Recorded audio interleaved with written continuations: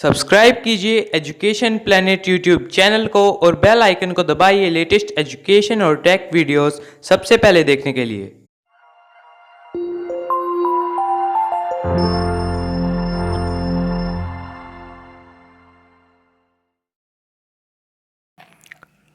प्रिय विद्यार्थियों, आपका स्वागत है एजुकेशन प्लेनेट नौहर चैनल पर। और आज हम कक्षा 4 पर्यावरण का पाठ 7 कान खोले राज, इस पाठ का हम आज अध्ययन करेंगे। कान यानी ईयर। आप सब जानते हैं कि कान शरीर का बहुत महत्वपूर्ण अंग होता है और हम उससे सुनते हैं। कोई आवाज़ हमें कहीं से आई है, वो हमें सुनाई दी, हमें पता लगा, तो इसका मतलब हमने उसको कान से सुना है। लेकिन हम इस पाठ में बात करेंगे जंतुओं के कान के बारे में। सभी जंतुओं में कान नहीं पाए जाते हैं, ये आपको ध्यान रखना है। और कुछ जंतुओं के कान बहुत बड़े होते हैं, जैसे हाथी, और कुछ जंतुओं के कान बहुत छोटे होते हैं। हाथी के बहुत बड़े बड़े कान और ऊंट के कान छोटे होते हैं। खरगोश के कान लंबे होते हैं, जिनसे वह हरदम एकदम उनको चौकन्ना रखता है। वह कुत्ता अपने कानों से बहुत हल्की आवाज़ को भी सुन लेता है। हिरण के कान भी बहुत छोटे होते हैं। मेंढक, सांप, छिपकली, इनके बाहर के कान नहीं होते, इनके कान दिखाई नहीं देते हमें। तो कान के कारण से और कौन कौन सी विशेषताएं जानवरों की है जो हमें पता लगेगा, यही आज का पाठ है। कान खोले राज, यानी कि कान के कारण से उनकी कौन कौन सी बातों की हमें जानकारी मिलती है। इस पाठ को अपने आज पढ़ते हैं। कैसे कैसे कान, देखिए। एक कविता के माध्यम से दिखाया गया है। बड़े बड़े हैं जिनके कान, हाथी दादा उनका नाम। हाथी के कान बहुत बड़े होते हैं। लंबी टांगे, गर्दन लंबी, पर छोटे से ऊंट के कान छोटे होते हैं। छोटा सा खरगोश उछलकर खड़े दिखाता अपने कान। खरगोश छोटा सा होता है, उसके कान बड़े होते हैं और एकदम सीधे खड़े रहते हैं। चौकन्ना रहता वो हरदम, कुत्ता खोले रखता कान। और कुत्ते के बारे में हम सब जानते हैं, थोड़ी सी आवाज़ भी कहीं होती है तो उसको सुनाई दे जाती है। हिरण दौड़े कुलांचे भरता, उछल उछल कर हिरण दौड़ता है। ऊंचे रखता अपने कान, उसके कान भी खड़े होते हैं। भालू दादा झूम झूम कर खूब हिलाता अपने कान। अच्छी बुरी सारी बातें हमको रोज सुनाते कान। कान का तो काम सुनने का है। अब अच्छी बात होगी तो भी कान सुन लेगा, बुरी बात होगी तो भी कान सुन लेगा। ये हम पर निर्भर करता है कि हम अच्छी बातें सुने और बुरी बातों को नहीं सुने। कभी कभी कहीं देखे हैं तुमने मेंढक, सांप, पक्षियों के कान। पक्षी, मेंढक, सांप, कोई छिपकली, इनके कान हमें दिखाई नहीं देते, इनके आंतरिक कान ही होते हैं। अब चलिए, अब आपने ये कविता सुनी है और आपने इसको पढ़ा भी है, देखा है, तो आप बताइए कि किसके कान सबसे बड़े हैं। सोचिए, सोच के आपको बताना है। बिल्कुल सही आपने बताया, हाथी के कान सबसे बड़े होते हैं। अगला है मेंढक, सांप, पक्षियों के कान नहीं दिखाई देते, तो क्या वे सुन भी नहीं पाते हैं? सोचिए, क्या वो सुनते हैं कि नहीं सुनते हैं? सुनते हैं। मेंढक, सांप, पक्षी भी सुन सकते हैं। कान उनके दिखाई नहीं देते, लेकिन फिर भी सुन सकते हैं वो। बड़ा सवाल छोटा जवाब। देखिए, यहाँ एक महात्मा जी का चित्र आपको दिखाई दे रहा है। महात्मा जी बैठे हैं और कुछ गांव के लोग उनसे कुछ बातचीत कर रहे हैं, चर्चा कर रहे हैं। चलिए हम भी देखते हैं कि महात्मा जी से गांव वाले क्या चर्चा कर रहे हैं।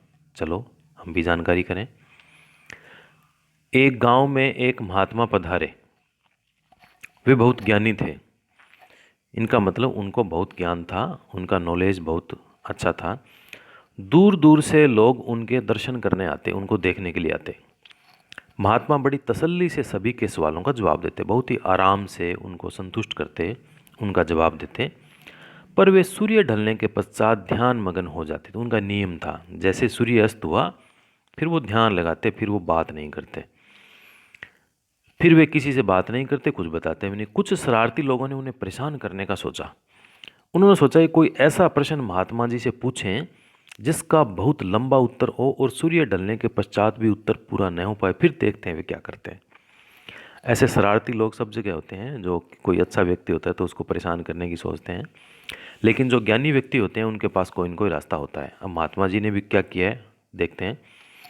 सूर्य ढलने के कुछ समय पहले ही उनमें से एक ने प्रश्न किया, महात्मा जी, हम यह जानना चाहते हैं कि कौन कौन से जानवर अंडे देते हैं और कौन कौन से जानवर बच्चे देते हैं।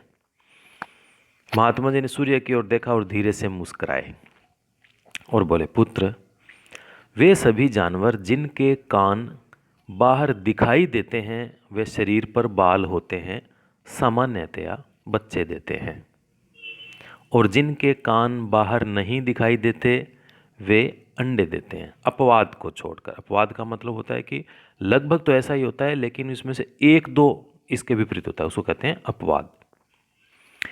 पूछने वाले सभी महात्मा जी के आगे नतमस्तक हो गए। महात्मा जी की विद्वता के आगे, उनके ज्ञान के आगे सब ने हाथ जोड़ लिए और सब ने सिर झुकाकर उनको प्रणाम किया, क्योंकि महात्मा जी ने उन्होंने बहुत बड़ा प्रश्न पूछा था, लेकिन उन्होंने छोटा सा उत्तर ऐसा दिया कि उनके सारा का सारा बड़ा प्रश्न था वो पूरा हल हो गया। अब देखिए, अपने आसपास के जानवरों को आप देखो और पता करो कि क्या महात्मा जी की बात सही है क्या, और अपनी कॉपी में इस तरह की एक तालिका बनाकर आपको भरना है। देखो, जैसे तालिका यहाँ पे इसमें बनी हुई है, जानवर जिनके कान दिखाई देते हैं और जानवर जिनके कान दिखाई देते हैं, क्या वे बच्चे देते हैं नहीं, और क्या उनके शरीर पर बाल है। महात्मा जी ने यही कहा था कि जिनके कान दिखाई देते हैं और जिनके शरीर पर बाल होते हैं वो बच्चे देते हैं। एक उदाहरण दे रखा है जिराफ का। अब हम एक तालिका बनाएंगे, अब और भी जानवरों की हम बात करते हैं। जैसे दूसरा जानवर हम इसमें लिखते हैं बकरी, छोटे छोटे हम लिखेंगे बकरी। अब बकरी बच्चे देती है क्या, तो इसमें हम राइट करेंगे, राइट लगाएंगे, हाँ देती है। उसके शरीर पर बाल होते हैं, बिल्कुल बकरी के शरीर पर भी बाल होते हैं, तो महात्मा जी की बात बकरी के बारे में भी सच हो गई। फिर एक जानवर लेते हैं हम हिरण। हिरण, अब हिरण भी बच्चे देता है, ये भी महात्मा जी की बात सच होगी। हिरण के कान होते हैं और उसके शरीर पर भी बाल होते हैं, तो महात्मा जी की बात यहाँ भी सच हो गई। महात्मा जी बहुत ज्ञानी हैं। फिर लेते हैं हम गाय को। अब देखिए, गाय भी बच्चे देती है, बिल्कुल ठीक है। गाय के शरीर पर भी बाल होते हैं और गाय के भी कान दिखाई देते हैं, बड़े कान होते हैं गाय के भी। उसके बाद में भैंस को हम जांच करते हैं महात्मा जी की कसौटी पर, तो भैंस भी बच्चे देती है, बिल्कुल ठीक है, और उसके शरीर पर भी बाल हैं, ये भी सही है, और भैंस के भी कान होते हैं। ऊंट,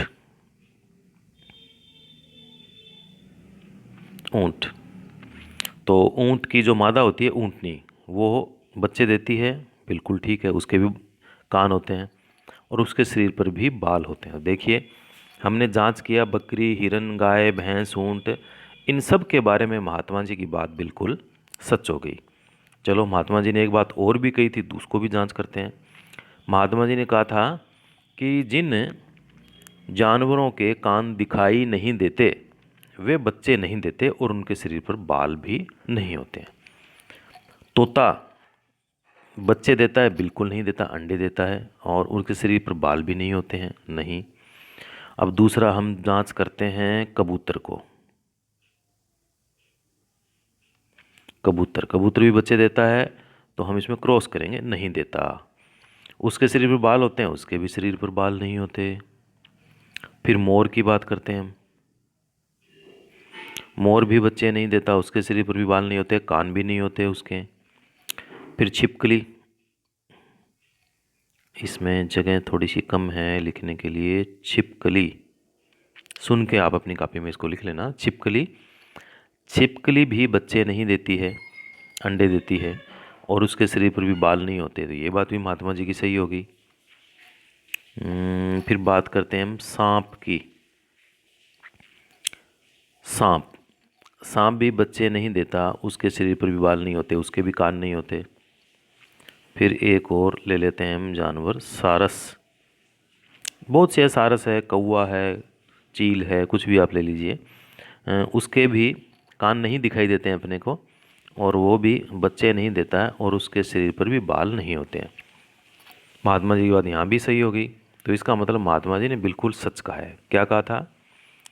जिन जानवरों के कान दिखाई देते हैं और जिनके शरीर पर बाल होते हैं वो बच्चे देते हैं, और जिन जानवरों के शरीर पर कान दिखाई नहीं देते, बाल नहीं होते, वो अंडे देते हैं। सामान्यतः ऐसा होता है, अपवाद स्वरूप उसमें कुछ अलग हो सकता है।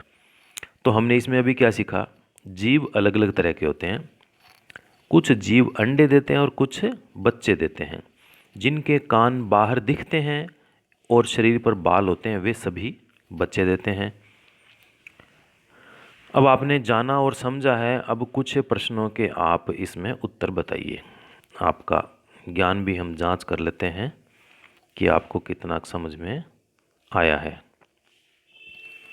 देखिए, पहला प्रश्न है, गाय के कान दिखाई देते हैं।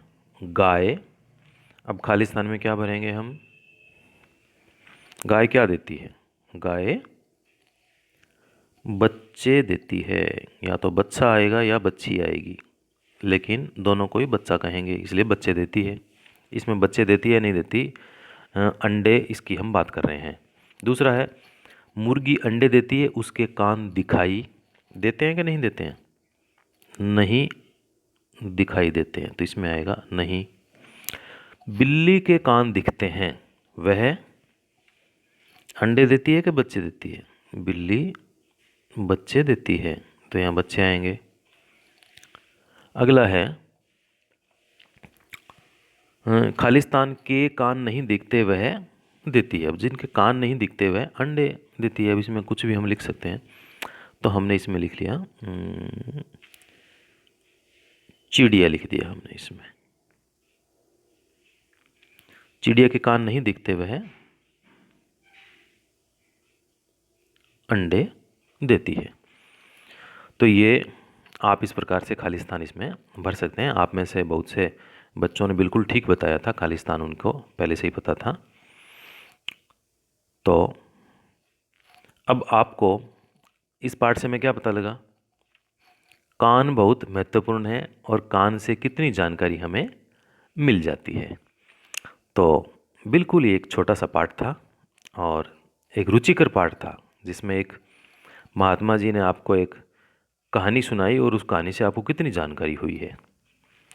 तो आप भी एक बात इससे आप पक्की समझ गए कि मुख्यतः इस पाठ का सार ये है कि जिस के कान दिखाई देते हैं और शरीर पर बाल होते हैं वो बच्चे देते हैं, और जिनके कान दिखाई नहीं देते हैं और शरीर पर बाल नहीं होते वो अंडे देते हैं। ये लगभग अपवाद को छोड़ के बिल्कुल महात्मा जी का कथन सभी जानवरों के बारे में बिल्कुल ठीक बैठता है। और कान हमारे शरीर का बहुत महत्वपूर्ण अंग होता है। हमें कान का कान सुनने का होता है। आप अच्छी बातें होंगी तो भी सुन लेगा, वो बुरी होगी तो भी सुन लेगा, लेकिन हमें अच्छी बातों को सुनना चाहिए, बुरी बातों को हमें नहीं सुनना चाहिए। और एक इस पाठ से थोड़ी सी अलग हटकर बात है, जो इतना हमारे शरीर का महत्वपूर्ण अंग है तो उसका हमें साफ सफाई का भी पूरा ध्यान रखना चाहिए। और इसमें से और भी कोई छोटे मोटे इसमें से प्रश्न बन सकते हैं। किसके कान सबसे बड़े होते हैं, ये बन सकता है। किसके कान लंबे खड़े रहते हैं, ये बन सकता है। किसके कान दिखाई नहीं देते, आपको मान लीजिए 4 इसमें विकल्प दे दिए जाएं, मेंढक है, छिपकली है, सांप है, तो आप इसमें बता सकते हो। तो ये इसमें तो इन सभी के दिखाई देते हैं। जो जानवर बच्चे देते हैं उनमें पाए जाते हैं शरीर पर बाल पाए जाते हैं, बाहरी कान भी पाए जाते हैं। ये दोनों ही कथन इनके ठीक है। तो ऐसे और इसमें और भी बहुत सारे प्रश्न बन जाएंगे। आप भी खूब सारे प्रश्न बनाइए, पाठ को अच्छी तरह से पढ़िए और महात्मा जी ने जो बात बताई है उसको अच्छी तरह से याद रखिए और साफ साफ अक्षरों में अपना इसका जो गृह कार्य है उसको पूरा कर लीजिए। कोई बात समझ में नहीं आती है तो कमेंट बॉक्स में आप लिख के आप मेरे से पूछ सकते हैं।